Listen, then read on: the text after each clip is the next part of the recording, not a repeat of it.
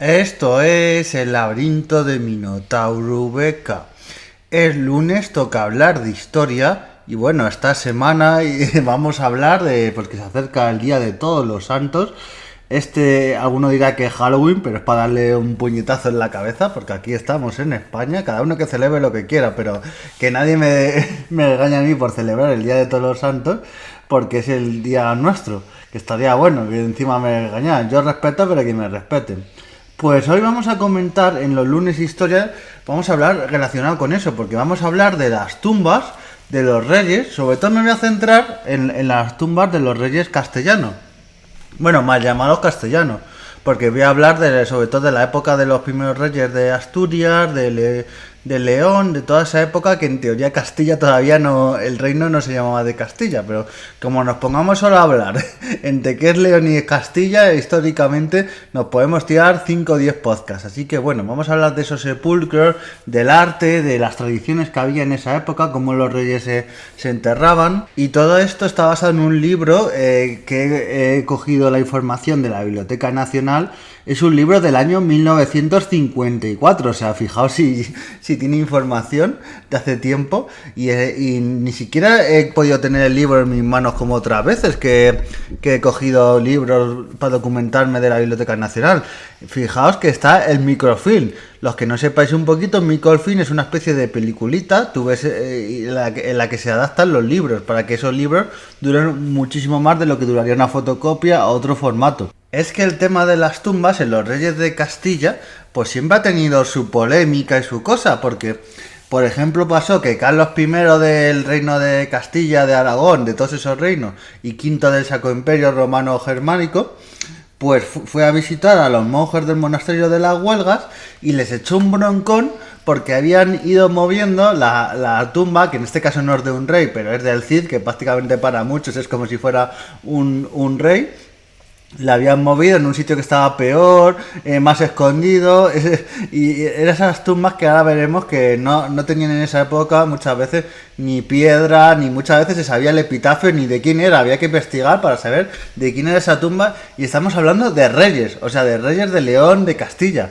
Si así eran las tumbas en esa época, ¿cómo serían las tumbas de las personas, de los campesinos o de las personas de la calle, las personas que se puede llamar, entre comillas, normales? O sea, da miedo pensar eso y cómo, bueno, poquito a poquito se ha ido igualando la nobleza con otras personas. También esta confusión muchas veces se ha dado porque hay algo que muchos no sabréis, pero los reyes de esta época que vamos a hablar, tenían una iglesia en la que iban de manera continua.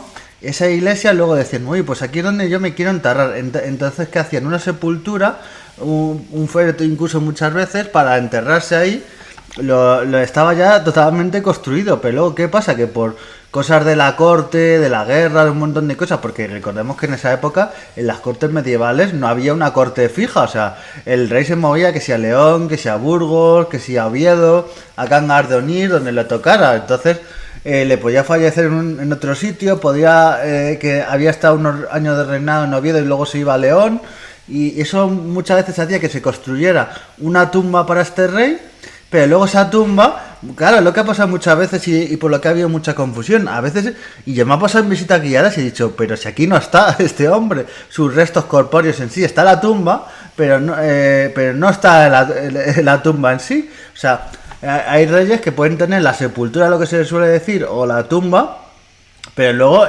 sus restos no están ahí, porque se construyeron en un monasterio determinado y luego pasada su muerte, se enterró en otro sitio. Y hay reyes que es curioso, que tienen hasta 2 o 3 tumbas, incluso 4 tumbas, 4 sepulturas. Pasó con Alfonso VII y Sancho III.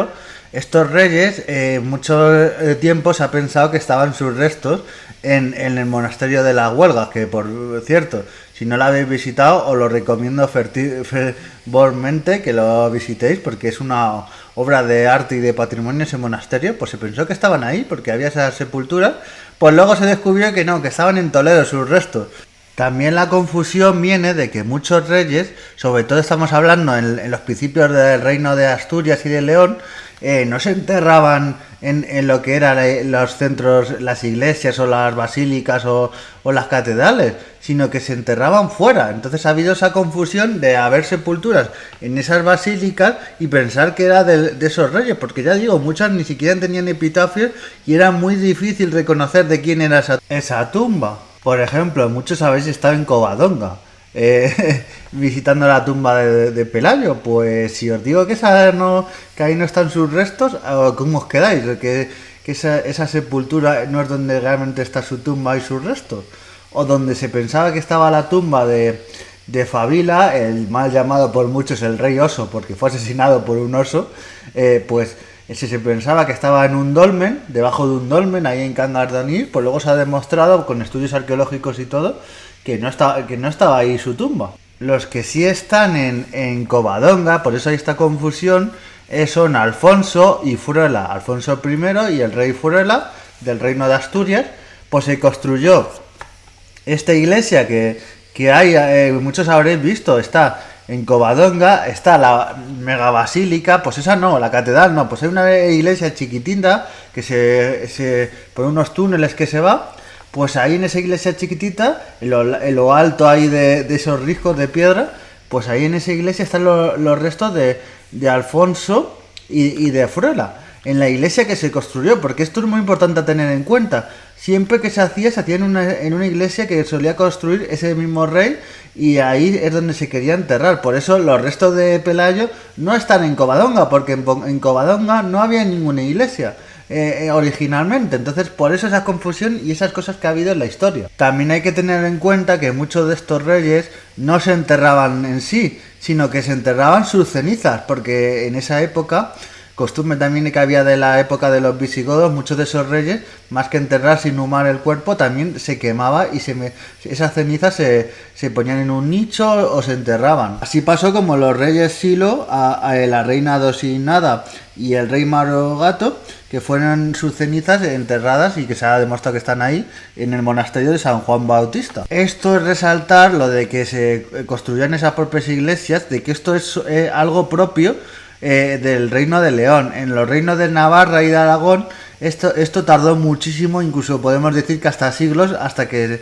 muchas veces en palacios o en otros sitios, pero no construían ellos su propia iglesia para ellos enterrarse, digamos casi como hacer una comparación como un faraón que construía su pirámide para enterrarse. Pues en los reyes de Aragón y de Navarra pues se enterraban en sitios en lo que ya estaba construido. El primero que se puede decir que construyó su tumba dentro de una basílica en sí, porque los otros que hemos hablado de las cenizas y todo, era alrededor, pero no era dentro de la basílica, en el edificio en sí, pues fue Fernando I en San Isidoro de León, pero luego se ha demostrado que este panteón originalmente estaba fuera del templo. Ahora está muy cerquita, pero no sigue siendo, si visitáis Isidoro de León, la zona de las tumbas, que por desgracia no se conservan muchas cosas porque tuvieron que ser restauradas después de todo lo que arrasaron los franceses cuando pasaron por ahí. Pues esa zona no está justo en la zona de la capilla y la zona de la iglesia, está un poquito más en la zona de Palaciega, podemos decir, y en la zona del monasterio. También hay que hablar de los sepulcros en sí, que en esta época eran simples, primitivos, cajas o féretros, apenas tenían algo de piedra y muchos sin epitafio. Por eso no se localizaban de qué reyes eran muchos de esas tumbas. Todos esos sepulcros y tumbas fueron muy humildes. Los de San Isidoro de León, los de Oña, los de Nájera, los de Leire, los de Sagún. Y estamos hablando de templos bastante importantes. Oña está considerado uno de los templos más importantes, que están grandes reyes. San Isidoro de León también, Nájera, Oña, todos ellos, Sagún. Llama la atención que San Isidoro de León, los reyes estén prácticamente, y los nobles, las tumbas superpuestas uno encima de las otras. Y esto básicamente es por lo que he comentado antes, que los franceses vinieron, arrasaron todo y luego se intentó hacer mal llamado una restauración o ponerlo todo más o menos como estaba y quedó las tumbas amontonadas una encima de las otras. Prácticamente ninguna tumba tiene los restos que tenía. Como anécdota contar que los franceses cogieron los restos de Urraca, que por cierto, si queréis saber de Urraca, esta reina de León, tenéis que escuchar el podcast de Iñaki Urdangarín de Restañando el Alma, en el que habla de su vida, con una colaboración ahí que tiene de Toñi, pues que me encanta ese podcast. Pues ahí tenéis la vida de esta reina y que ni fallecida pudo descansar la mujer, porque cuando vinieron los franceses cogieron su cadáver, su tumba, lo destrozaron y cogieron con un caballo el cadáver, que estaba la momia bastante bien conservada, hay que decirlo, y la arrastraron alrededor del templo de San Isidro de León y por toda la ciudad. O sea, vaya barbaridad. También se incorporó a esos sepulcros círculos, estrellas y otras decoraciones que originalmente no había. Un tipo de monumento funerario curioso en Castilla a partir del siglo XI fue el decorado con una cruz o entrelazos. Ejemplo de esta decoración fue en el claustro del monasterio de San Pedro de Arlanza, que luego, después de una demolición que hubo de este monasterio, este sepulcro se llevaron a la catedral de Burgos. Por eso hay muchas catedrales que tienen tumbas o sepulcros que estaban en otros sitios. Por eso muchas veces tenemos el sepulcro pero no están los restos, porque muchas veces al transportarse no se transportaban los restos mortales. Y es a partir del siglo XII cuando esta decoración se enriquece, coincidiendo con la decoración de claustro. Se copió muchas veces el estilo francés.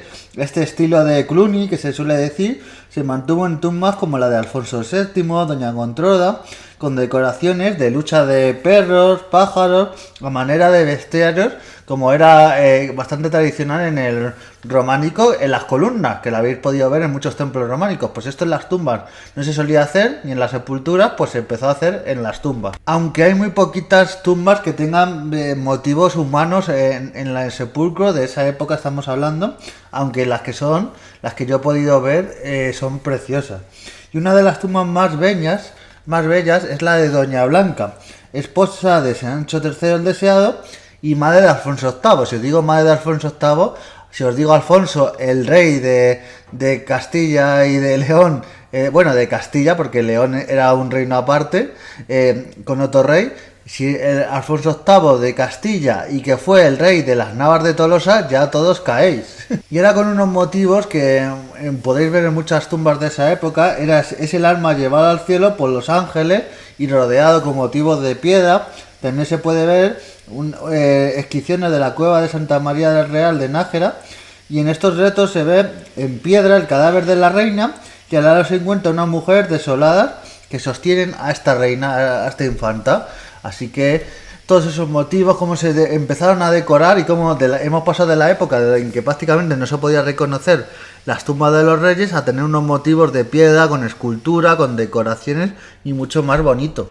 Así que este ha sido el análisis y un poquito los datos de este libro que he sacado sobre las tumbas de los reyes de León y reyes de Castilla y también otras personas de la nobleza, se podría decir. Analizar cómo eran estos enterramientos y todo ello. Así que nos vemos en siguientes podcasts y adiós.